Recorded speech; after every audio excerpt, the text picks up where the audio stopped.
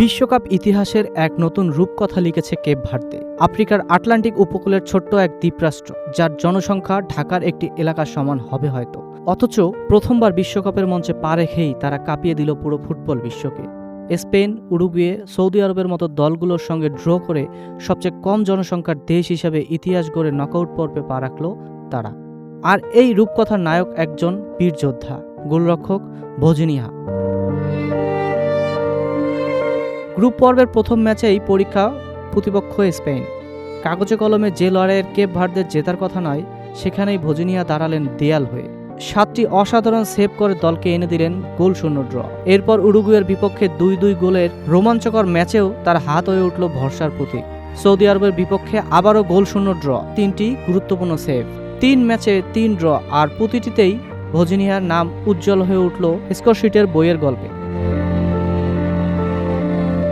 কিন্তু আসল নাটক এখনও বাকি। শেষ 32-এ অপেক্ষা করছিল ফুটবল বিশ্বের সবচেয়ে বড় নাম, ডিফেন্ডার চ্যাম্পিয়ন আর্জেন্টিনা। বিশ্বকাপ জেতার স্বপ্ন নিয়ে নামা আর্জেন্টিনার সামনে কেপ ভার্দে যেন হয়ে উঠল প্রতিরোধের আরেক নাম। 2 বার পিছিয়ে পড়েও 2 বার সমতায় ফিরল তারা। উত্তেজনা গড়ালো অতিরিক্ত সময় পর্যন্ত। শেষমেশ 3-2 গোলে হেরে বিদায় নিতে হলো ঠিকই, কিন্তু সেই হার হয়ে রইল জয়ের চেয়েও বেশি কিছু। সেদিন একাই 8টি সেভ করে ভজিনিয়া যেন বুঝিয়ে দিলেন, দেশ ছোট মানেই ছোট হৃদয় নয়।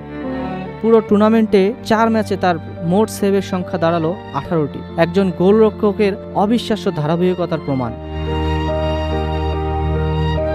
বিশ্বকাপ থেকে বিদায় নিলেও কেপ ভার্দের দেশে ফিরল বীরের বেশে। রাস্তায় নেমে আসা মানুষের ঢল, উচ্ছ্বাস আর কৃতজ্ঞতার জোয়ারে ভাসলেন খেলোয়াড়রা।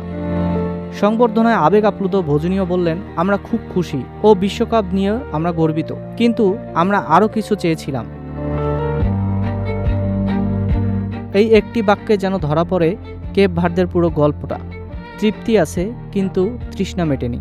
হার দিয়েও শেষ হলেও এই বিশ্বকাপ কেপ ভার্দে চিনিয়ে দিয়েছে গোটা বিশ্বকে। বয়সের ভারে নুজো না হয়ে বরং অভিজ্ঞতাকে অস্ত্র বানিয়ে ভজিনিয়া যেভাবে গোলপোস্ট আগলে রেখেছেন, তা মুগ্ধ করেছে ফুটবল প্রেমীদের।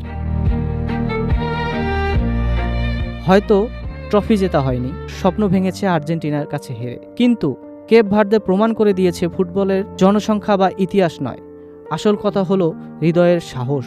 আর সেই সাহসের গল্প মনে রাখবে পুরো ফুটবল বিশ্ব।